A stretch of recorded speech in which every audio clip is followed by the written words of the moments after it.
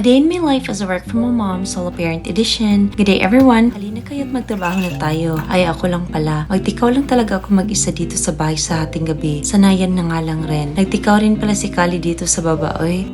Ayaw niyang umakyat at dito lang niya piniling matulog. Sinabihan ko siyang sumama sa akin ayaw naman niyang sumama. Ewan ko ba, ever since nagtrabaho ako, hindi ko talaga na-experience na normal work hours ako nagtatrabaho. Graveyard na talaga since I started working. Kaya nasanay na rin ang body clock ko at nagiging active na talaga kapag hating gabi. I remember when I was 21 na ang first job ko ay call center na customer service kasi limited lang rin ang options ko nung time na yon. 2 years din ako doon and fast forward, graveyard shift pa rin ako. Pero at least nasa comfort of my own home na. After ko nga pala nagnap ay ginising na ako ni Cookie kaya time na raw para maghanda ako ng pananghalian namin. Alam niya talaga kung anong oras ako dapat gumising, oy.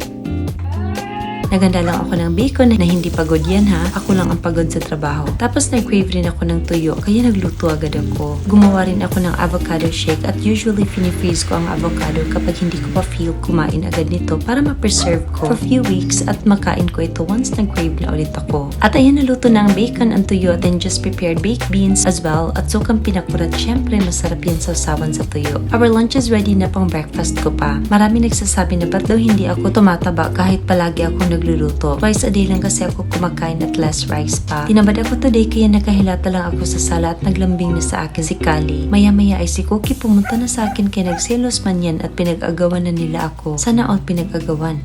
Nag-order nga pala ako ng mangga sa kaka-scroll ko ng SOCMED. Nag-crave ako tuloy nito kaya ayan at kumain na nga ako. Hello guys! Ang sarap kumain ng mangga ngayon. And we have tahin and we have toyo with sugar.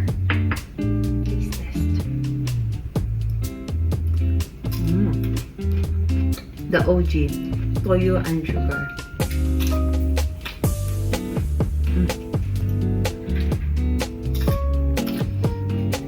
This is my favorite, yung medyo hinog pero crispy pa.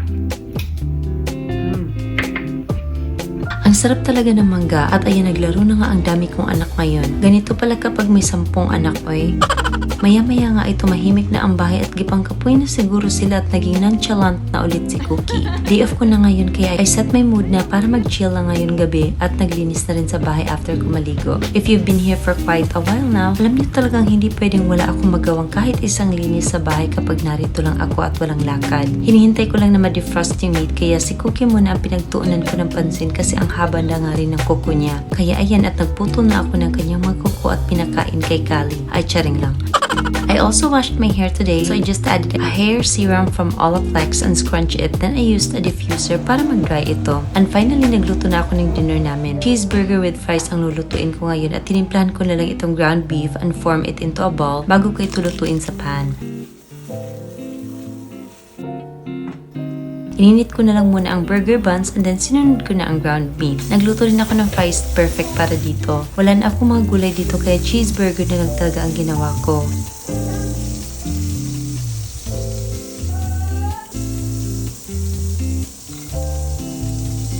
For me naman, nilagyan ko ng pickles at mustard for a tangy flavor. I love my burger with pickles. And Jeff wanted mango juice today for our drink kaya ito ang hinanda ko. Our dinner is ready and double slice of cheese talaga ang nilagay ko para masatisfy kaming mga cheese lover dito sa bahay. This looks bigger than on the video at grabe ang busog namin. And finally, I can savor my whole night again dahil walang work later. Ito talaga ang best feeling para sa akin lately. Ang uninterrupted sleep sa gabi. Let's call it a day and keep hydrated guys. Thank you so much for watching. Bye!